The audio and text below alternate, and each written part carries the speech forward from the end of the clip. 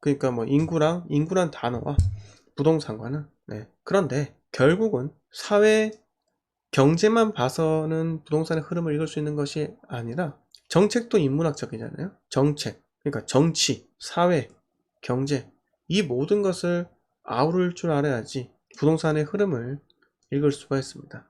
자, 한 지역에 사람들이 미친듯이 몰려요. 만약에 어떤 지역에 분양권이 전매로 풀렸는데 미친듯이 몰립니다. 그런데 여러분들께서는 경험해 보신 분도 계시고 저는 경험해 봤습니다.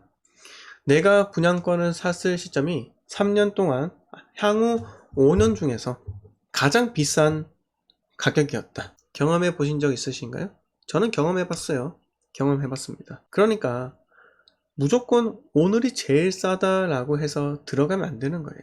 저도 제가 경험했던 것은 추후에 불과 2, 3년 뒤에 입주 물량이 있음에도 불구하고 그 현실에 취해서 현실의 모델하우스 사람들이 줄 서고 밤새고 그때는 지금은 좀 드물어졌는데 그때는 밤새는 것도 있었어요. TV에 나오고 서로 밀치고 당기고 하다가 폭행으로 고소되고 그리고 그 줄 선 사람들 사이로 몰래 이 떴다방이라죠. 그 아줌마들 전화번호 받아가 그런 것들의 현상에 현재 형상 현상에 심취해서 분양권을 샀다가 사자마자 사기만 샀는데 결국은 그때가 최고점이었습니다. 그때는 2년 후에 거기가 입주 물량이 많을 거라는 걸 알았지만 또 그 분위기에 취해서 제 눈에 마치 뭔가 쓰인 것처럼 제가 객관적인 판단을 못하더라 이겁니다. 여러분들도 그렇게 될 수가 있어요. 내가 실거주할 주택은 제가 항상 말씀드리지만 이 조정이라는 것은 감기와 같다고 말씀을 드렸잖아요. 그냥 재채기 한번 또는 그냥 열이 38도까지 올랐다가 해열제 먹거나 아니면 그냥 하룻밤 자고 나면 낫는 열이 내리는 또는 몸살이 맞다가 타이레놀 하나를 먹으면 바로 개운해지는 그런 감기 몸살과 같은 게 바로 부동산 실거주자 입장에서의 그 조정입니다. 신경 그렇게 쓰이지 않는다는 거죠. 왜? 대부분의 사람들은 감기에 걸리면 죽지 않는다는 것을 알고 있거든요. 자, 푸른 곰팡이에서 페니실린이 나왔잖아요.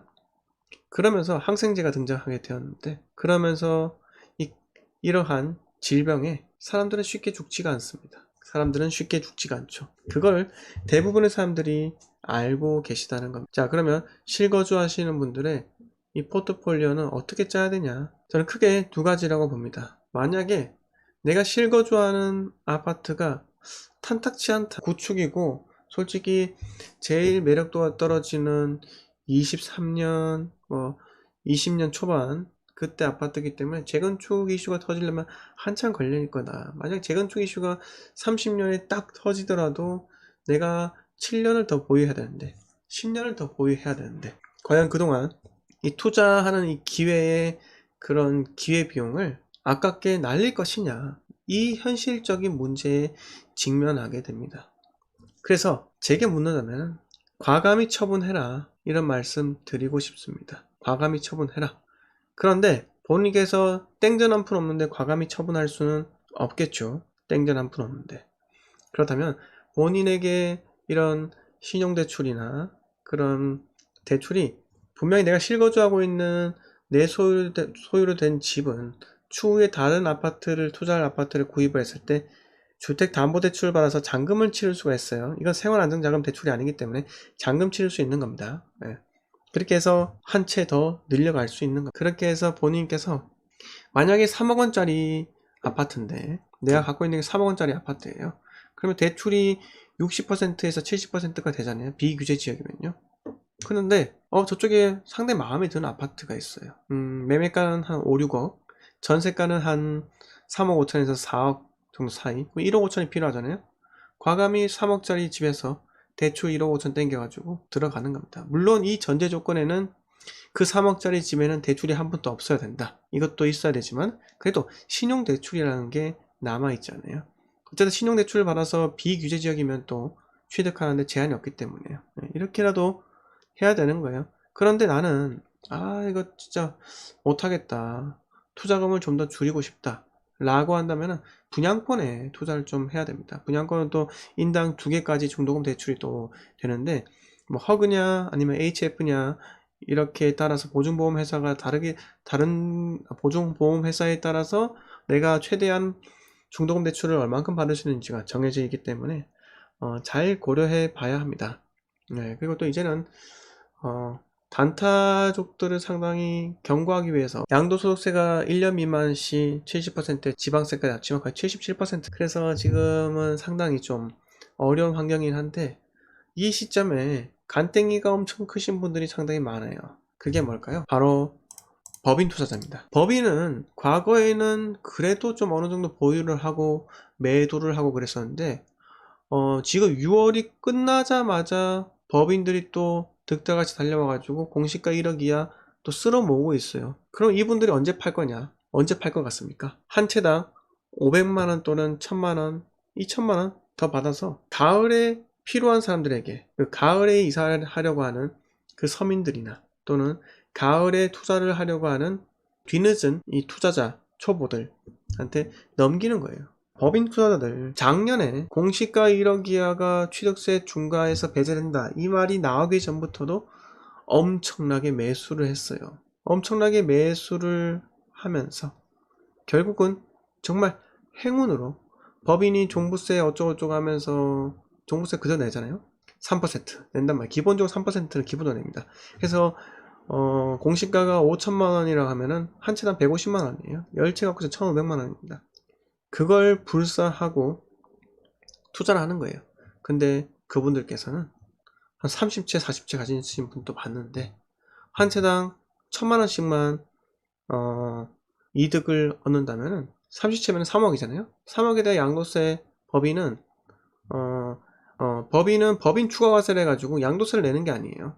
법인은 양도차익이 만약에 1억이라고 하면은 먼저 법인 추가과세 원래 기존에 10%였어요. 지금은 20%로 올랐을 건데 그 20%면 2천만 원을 내고요. 그 다음에 나머지 8천만 원에 대해서 연말에 법인의 매출과 그리고 손실 이런 것들 다 따져서 또 법인세를 냅니다. 법인세는 또 2억까지는 또 2억까지 그 세율이 또 10%인가 아마 상당히 낮은 걸로 알고 있어요. 네. 그렇기 때문에 법인 투자 많이 하려고 하는 이유가 또 그런 게 있어요.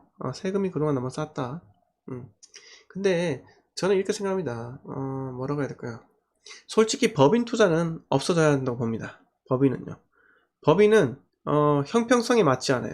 일반인들과 법인과의 싸움에서 형평성에 맞지 않습니다. 자, 일반인들은 그런 게 있습니다. 일반인들은 아파트를 전세 끼고 사잖아요. 그러면 후순위 대출 받기가 상당히 어려워요. 물론 되는 데도 있어요. 하지만 전세 세입자 다음으로 은행에서 들어오려고 하는 경우가 잘 없어요. 왜? 법인은 좀 뭐라고 해야 될까요? 사업자 대출이랄까요? 임대사업자 등록을 하기 때문에 이 사업자의 그 목적에 임대사업자를 등록을 하기 때문에 주택임대사업자를 등록하기 때문에 과거에는 임대사업 때문에 대출을 더 많이 해줬습니다. 그래서 전세를 받고도 추가로 대출 더 받아서 투자금이 최소로 들어가게 하는 그런 것들이 되었어요. 하지만 지금은 법인에 대해서 주택담보대출이 일체 불가합니다. 그래서 경매에서도 부동산 경매도 지금 법인이 못 들어와요. 법인이 거의 못 들어옵니다. 왜? 부동산 경매는 한 달 안에 잔금을 치러야 돼요. 그 이상부터는 뭐 연체 이자가 붙긴 붙지만은 한 달 안에 잔금을 치러야 하는 치명적인 단점이 있습니다. 네. 그리고 내가 그냥 일반 아파트를 매매를 하면은 전 소유자가 전세 세입자를 구해주잖아요. 집을 보여준다는 말입니다. 근데 경매로 낙찰받으면은 집을 보여줄 사람은 아무도 없는 거예요. 왜? 경매 낙찰자는 등기 치기 전에 그냥 경매 낙찰자입니다. 낙찰자. 낙찰자는 그 재산권에 대해서 아무런 권리가 없는 겁니다. 권리가 없어요. 네. 그래서 한 달 안에 잔금을 쳐야 되는데 불리하죠. 그래서 지금 법인이 낙찰을 받는다면 두 가지가 있어요. 잔금 치르는 방법. 정말 빠르게 전세 세입자 구하는 방법. 근데 명도를 하지 않았는데 전 소유자나 전 세입자가 살고 있는데 명도를 하지 않았는데 들어오려고 하는 세입자가 없겠죠. 자, 두 번째. 현금으로 산다. 법인이 보유한. 자, 이것도 상당히 문제가 될 수 있습니다. 왜 그러냐? 법인이 현금을 동원해서 아파트를 샀다. 세무서 조사 대상입니다. 예, 법인은 단돈 1원이라도 자금 출처 조사를 하기 때문에 결국은 타고 들어간다는 겁니다. 여러분들 사무실에 법인이라면 1인 법인이 대부분이죠. 그러면 격리 씁니까? 출납 관리하는? 안 쓴단 말이에요. 본인이 직접 한다는 겁니다. 당연히 대부분 회계장부상 탈루가 일어납니다. 그걸 국세청은 정확하게 포착하고 탈탈 텁니다. 물론 그래봤자 뭐 추징되는 세금은 얼마 되지도 않겠지만요. 네, 그렇습니다, 여러분. 그래서 법인은 투자하기가 너무 어려운데 지금도 미친듯이 사모으는 법인이 있어요. 그동안 자금을 많이 모았다는 거죠. 그런데 일반 투자하는 사람과 법인 투자자는 뭔가 좀 뭐라고 해야 될까요? 형평성에 맞지 않기 때문에 없애야 한다고 봅니다, 저는요.